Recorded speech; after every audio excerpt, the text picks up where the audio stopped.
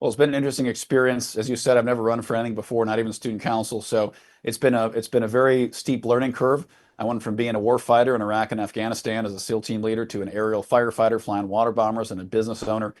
So shifting from that world to now being part of a legislative body, especially one like this, has been a big shift. But as I'm sure you remember, the collapse of Afghanistan in 2021 for me was really a call to action to see a war that both my wife and I had fought in and our friends had fought in be washed away so thoughtlessly was the inspiration for me to get involved and be a part of the solution and actually try to fix problems. And yes, I ran as a Republican. I support the president, but at the same time, we also have to recognize we have to work together in this country to get things done. And I think what we saw with the election results here was a pretty clear, decisive mandate.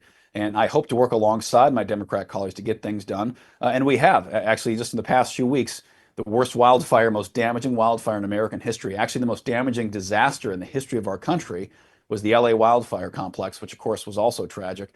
And we've seen a tremendous amount of bipartisan cooperation to say we've got to fix this problem. We owe it to our citizens to do things better. And that's what America First means.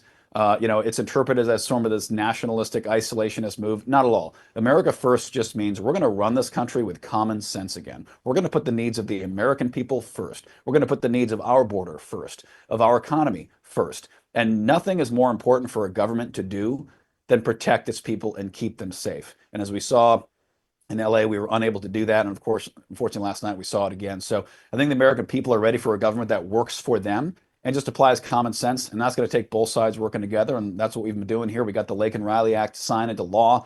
That is the first step to solving the illegal immigration crisis we've been seeing. We've a number of wildfire bills from firefighter paycheck protection to enhancing our aerial firefighting fleet to making sure our communities are safer from wildfire. We're trying to get a lot done. We've hit the ground running and we're going to try to keep going.